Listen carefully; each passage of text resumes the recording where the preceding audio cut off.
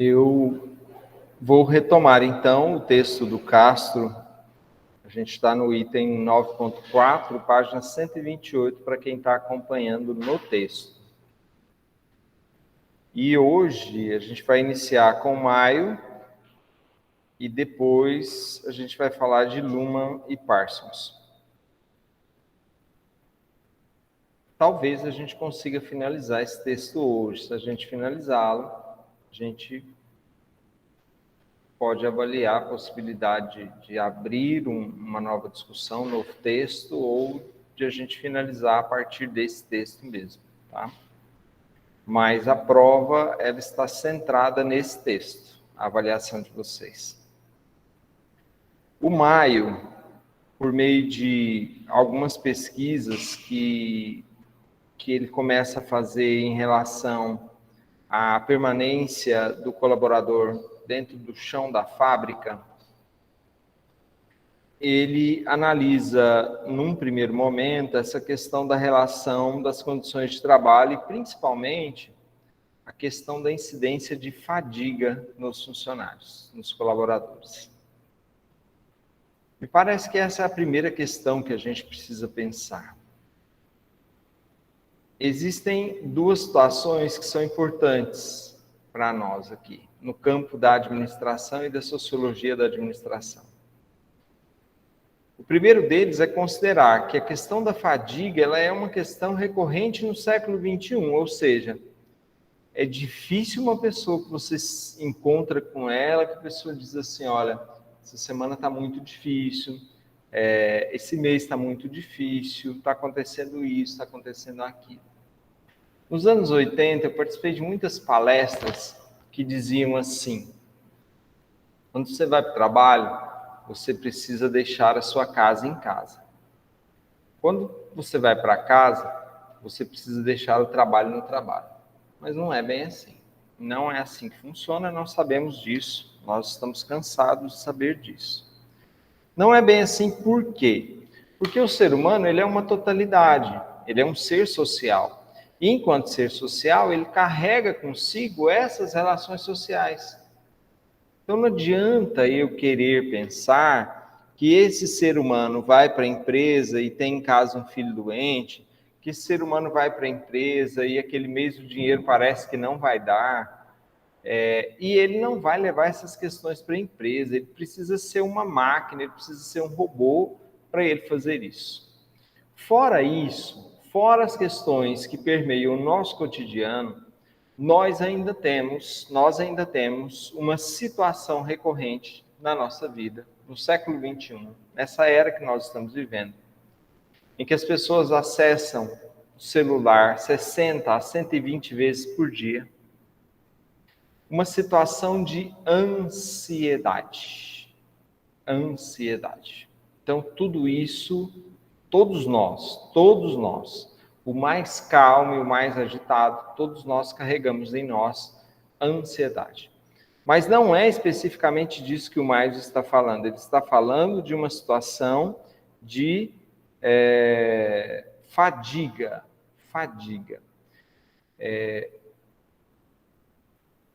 Todos nós provavelmente já experimentamos isso. Aquele dia que você fala assim, eu vou faxinar minha casa. Ou então, eu vou dar uma geral aqui no meu setor, né?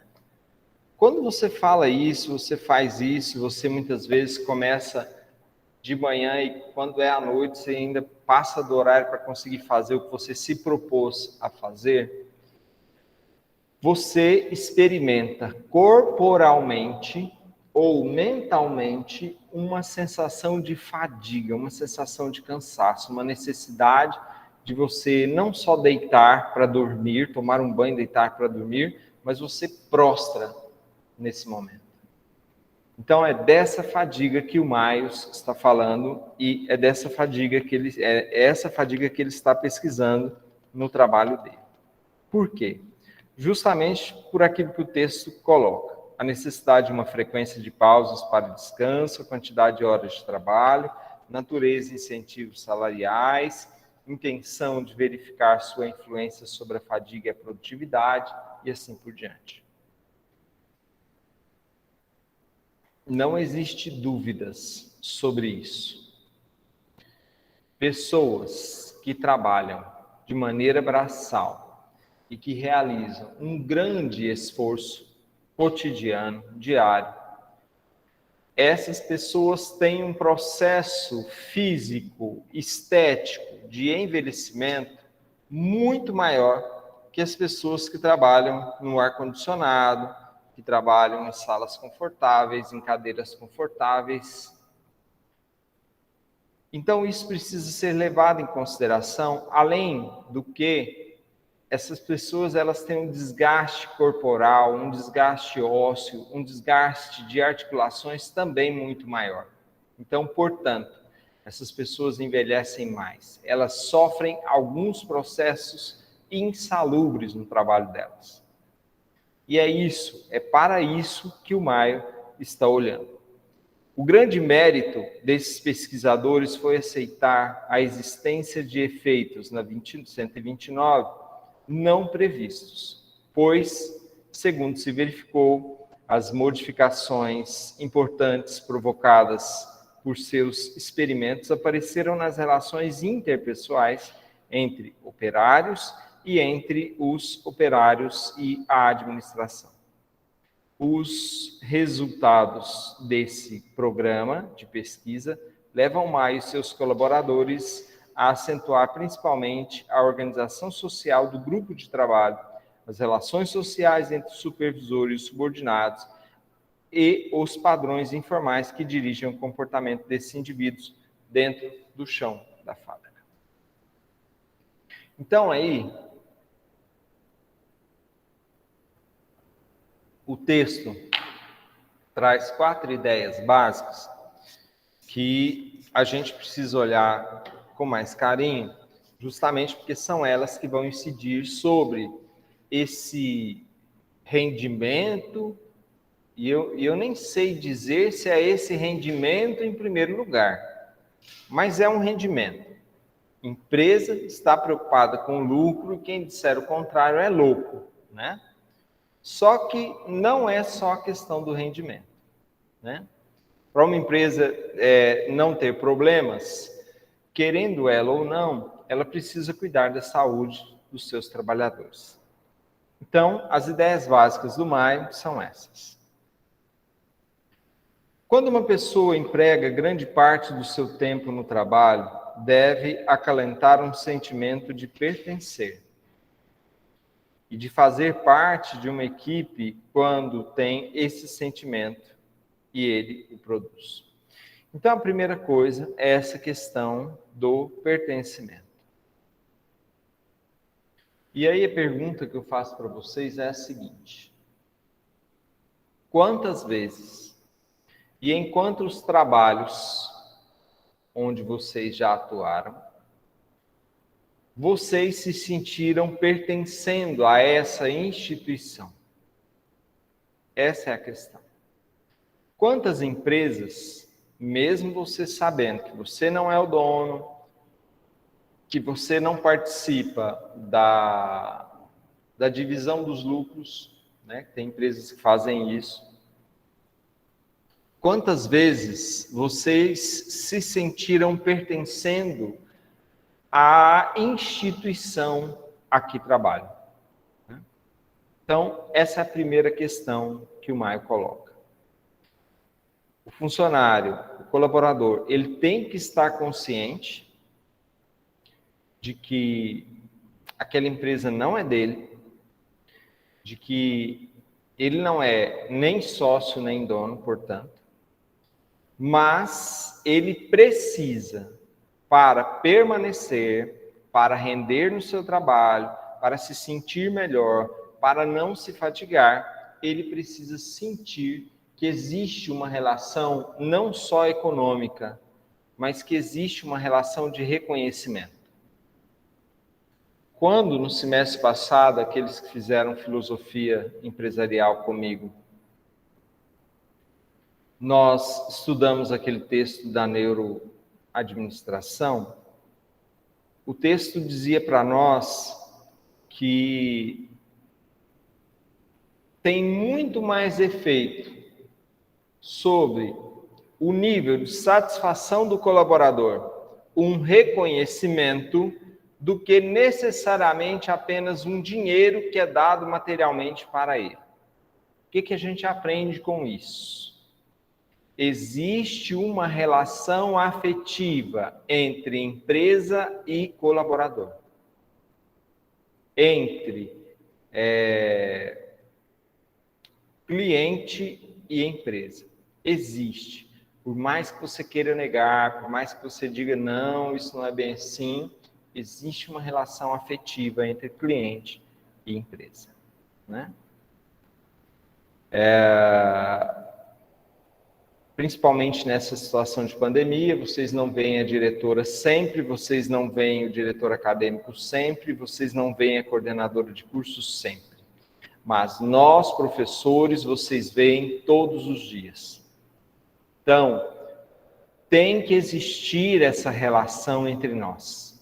Tem que existir uma empatia, principalmente partindo dos docentes em relação a vocês.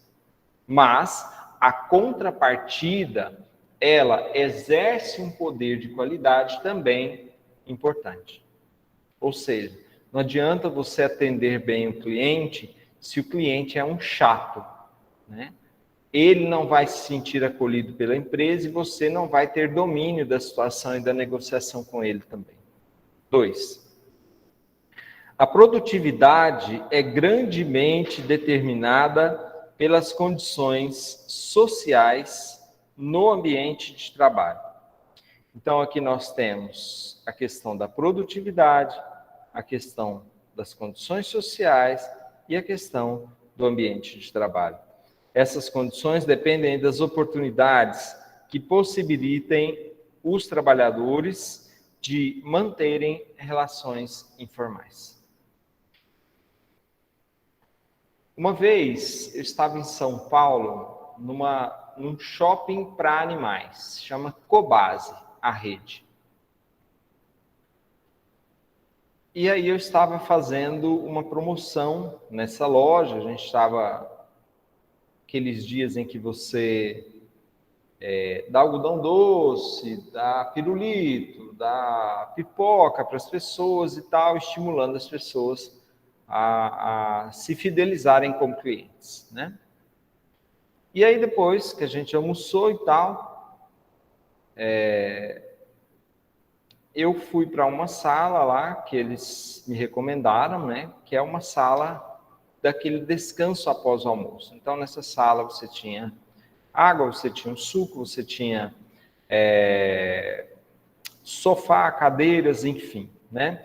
Tinha um ambiente preparado para que aquelas pessoas, naquele intervalo do almoço, que não dava tempo delas irem em casa, elas se sentirem à vontade o suficiente para elas poderem descansar um pouco e até tirar um cochilo depois do almoço, hábito que alguns possuem, né?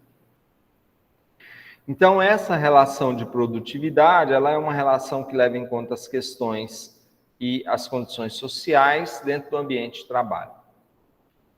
Tem uma questão que vale a pena ressaltar aqui, que são as doenças e o adoecimento profissional. Em especial, uma doença psicológica específica chamada burnout,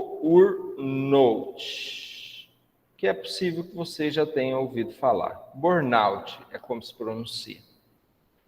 O burnout é um esgotamento nervoso, psicológico, social, e esse esgotamento leva o indivíduo, muitas vezes, a uma situação de depressão e a ter que se desligar da empresa.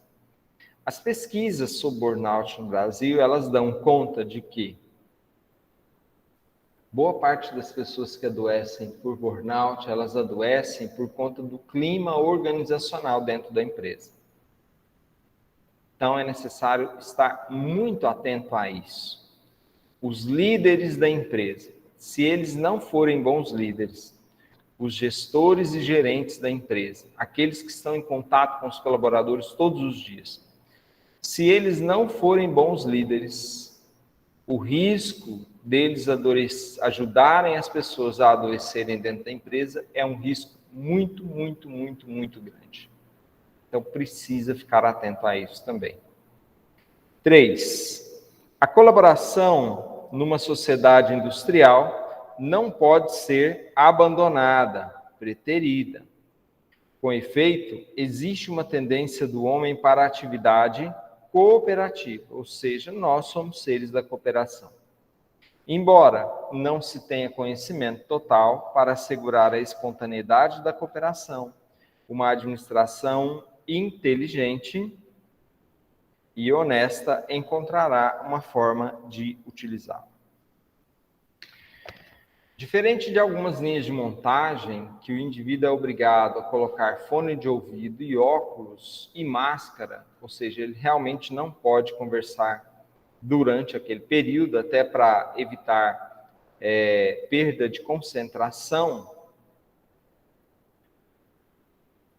existe ali um desgaste relacional, existe ali um individualismo crescente entre aquelas pessoas daquela empresa. Muitas vezes elas nem se conhecem direito, porque elas já entram dentro do campo da produção, dentro da fábrica, já empacotadas para a produção, né? Então, o que o Maio está dizendo é que, seja qual for o ambiente, nesse ambiente de trabalho, é necessário estimular a colaboração entre os indivíduos. Por quê? Não é simplesmente para amenizar a carga de todo mundo, não é simplesmente para terminar tarefas mais cedo. A questão é, a colaboração, ela faz bem para todo e qualquer indivíduo. Todo e qualquer indivíduo. Então, o que isso significa? Simples. Significa que,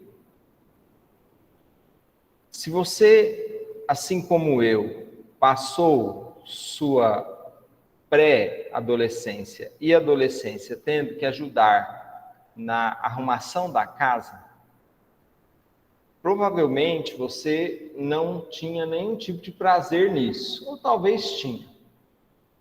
Mas a questão é que os seus pais tinham um prazer imenso, imensurável, de ver você fazendo alguma tarefa e não só assistindo televisão e comendo tudo que tem na geladeira. Tá? Então, a colaboração, diferente desse exemplo, que é mais uma piada, ela ajuda a produzir no cérebro das pessoas empatia, endorfinas, dopaminas, que são hormônios, não só do prazer, mas hormônios da integração. Então, sempre que for possível estimular a colaboração dentro do escritório, dentro da empresa, dentro da fábrica, é elementar estimular essa colaboração. Por quê? Porque não é só a liderança que faz com que os indivíduos adoeçam. A competição entre indivíduos de um mesmo clã, de um mesmo setor, de uma mesma sala comercial, de uma mesma fábrica, ela coloca a vida desses indivíduos em risco. Então, é importantíssimo nós ficarmos atentos a essa questão. Não se trata de cooperar porque é bonitinho, cooperar porque eu estudei no curso de administração cooperativismo. Não é isso. Cooperação faz bem para os indivíduos, faz bem para a saúde mental deles, e nós precisamos estar atentos a isso. Tá? E o quarto item, a baixa produção deve ser a deficiência de comunicação entre trabalhadores e gerentes. Esse problema resolve-se com os administradores facilitando a condição de grupos informais. O que são grupos informais? É aquele grupo de WhatsApp que tem todo mundo menos o chefe. Existe um grupo que tem todo mundo e o chefe, e o grupo que tem todo mundo menos o chefe. E ainda podem existir outros grupos por afinidade, né? De discussão, de piada, ou seja lá do que se inventar. Os grupos são muitos. Mas a verdade é que o Maio, ele relaciona baixa produção a essa deficiência de comunicação. E aí eu acredito, não sei, mas é possível que vocês já estudaram em português, língua portuguesa, eu não sei como chama essa matéria na administração, mas é muito provável que vocês estudaram a questão da comunicação. De modo que aqui eu vou apenas trocar em miúdos isso, tá? Existe um autor que ele vai dizer o seguinte, olha, eu sou responsável pelo que eu falo, não pelo que você entende. Porque cabeça dos outros é terra de ninguém, né? De repente você fala A, a pessoa entende Z, você fala B, a pessoa entende C, né? Tudo bem, vamos levar em consideração isso, né? Só que a gente também precisa levar em consideração que não é pelo fato de eu dizer A e o outro entender C que houve uma comunicação entre nós. Porque comunicação é quando os dois lados sintonizam a informação. Então aqui a gente deve considerar não esse primeiro conceito, mas talvez um segundo conceito de comunicação que vai dizer o seguinte, olha, comunicação é quando eu falo e você entende, né? E se você falou de uma maneira que o indivíduo não entendeu, você precisa falar de outras maneiras até que ele possa entender. A falta de comunicação dentro da empresa é uma das grandes responsáveis pela baixa produção. Por quê? Porque você perde material, porque você perde prazos, porque você extrapola o cronograma ou não consegue cumprir esse cronograma, causa estresse, causa esgotamento, porque alguns vão trabalhar mais que outros, justamente pela questão da não comunicação. E me parece que essas são as questões elementares que o Maio coloca. A escola das relações humanas enfatizou, portanto, aspectos emocionais ligados à questão dessa produção. Como são intelectualmente conservadores, os membros da escola trabalharam com a suposição de existir uma harmonia subjacente entre empregado e empregador. Essa harmonia não é necessariamente uma relação de amizade. Não vejo como necessário que o empregador seja amiguinho do trabalhador. Não vejo como necessário que o professor seja amiguinho do aluno.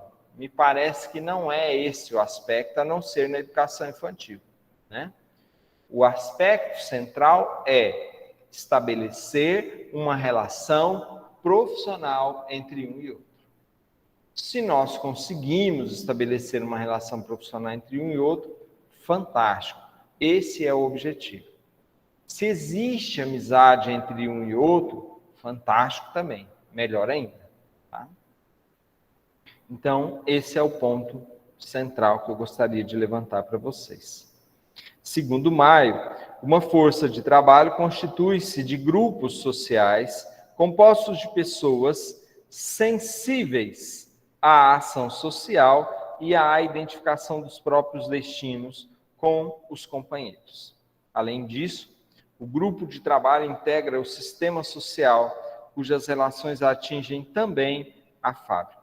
E, em síntese, podemos identificar dois pontos principais dos estudos de Maio, que são a questão do conflito e a questão da desorganização social.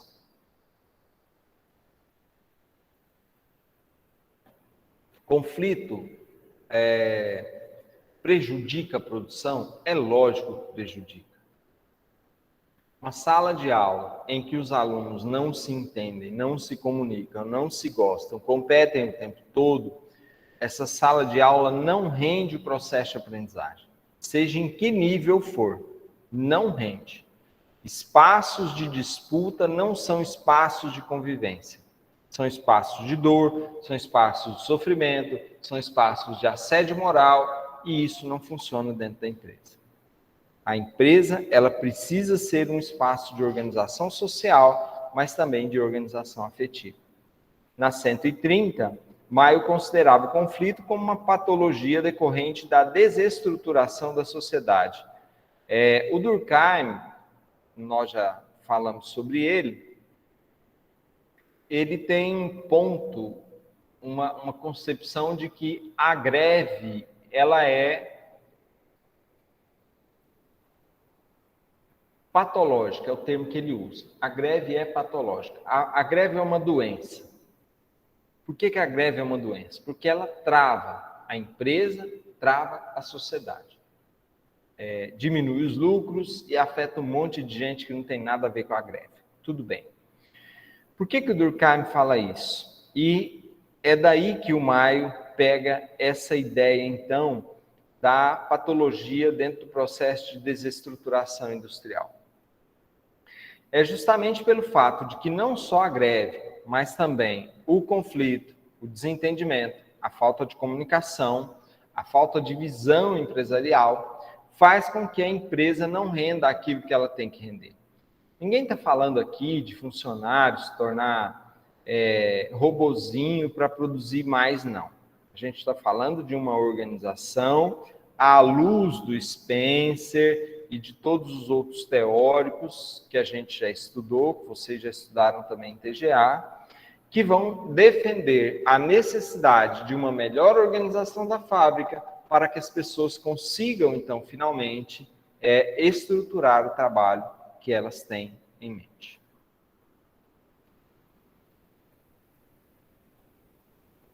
Dentro do aspecto dessa patologia, o Maius, ele faz 4 considerações. A primeira, compreensão da importância das satisfações sociais, das recompensas materiais para o trabalhador. Então, tem empresas pequenas, startups, por exemplo, fazem muito isso. Olha, se nós batermos tal meta, empresas que estão em ascensão, né? Se nós batermos tal meta, nós teremos, então, um pacote para Natal, um pacote para Floripa, um pacote para Gramado, e assim por diante, né? E aí, é muito importante perceber que o Maio, ele tem uma visão grupal, ele não tem uma visão individual. Uma coisa é você, como gestor, garantir que o grupo que conseguiu bater a meta vai ser gratificado com uma viagem para algum lugar. Em vez de o grupo bate a meta e você diz assim, olha, eu vou sortear uma passagem com acompanhante para alguém do grupo, já que o grupo manteve o foco e bateu a meta, né? Então, essa é a questão. Se você sortear essa bendita passagem, você está muito mais prejudicando o grupo do que necessariamente ajudando o grupo. Por quê? Porque aí vai rolar inveja, vai rolar insatisfação, vai rolar um monte de coisa ali naquele grupo e as relações vão ficar, de fato, prejudicadas. Então, muita atenção a isso. Não dá para sortear uma passagem, não dá para fazer um pacote, beleza, então vamos reunir fim de semana e fazer um pagodinho. Faz o pagodinho, justamente, além de gerar disputa, aí começa todo aquele processo de travamento de produção de novo, né? Disputa só serve para trazer cansaço, para trazer inimizade e reduzir a produção. Então, não é esse o caso, né? Se não dá para pagar uma passagem, faz um pagodinho com carne de gato e, sei lá, devassa, Kaiser, seja lá o que for, mas faz um pagodinho para as pessoas desopilarem, para elas relaxarem, para elas seguirem em frente na segunda-feira felizes, né? Felizes. Por quê? Porque elas celebraram, simplesmente pelo fato de que elas celebraram. O fato de celebrar a vida, de celebrar a relação uns com os outros, melhora o ambiente e o clima organizacional. 2. Desenvolvimento do senso de objetivo comum.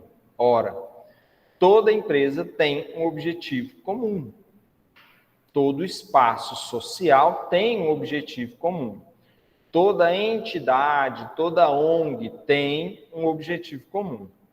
O grande problema é se as pessoas sabem ou não qual é o objetivo comum daquele espaço, daquela empresa, daquele setor e assim por diante, né?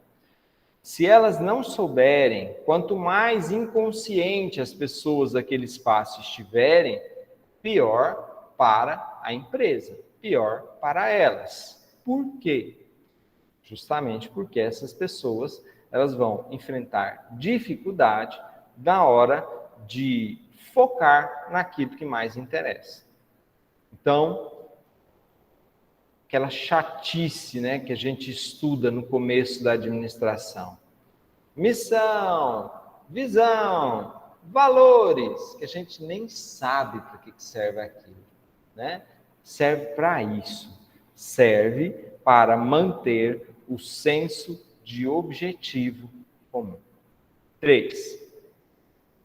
Formação de pequenos grupos coesos para despertar o sentido de proteção.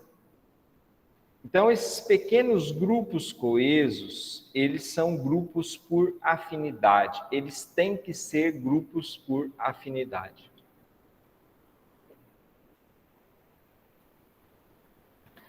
Tem gente que pelo fato de ser tímido, tem gente que pelo fato de que a esposa não gosta que a pessoa tenha amizade, ou o marido não gosta que a pessoa tenha amizade. Tem gente que não gosta de ter amizade também, né? Que é antissocial. Então, existem muitos casos que prejudicam essa formação de pequenos grupos coesos, grupos de afinidade que vão contribuir para a produção.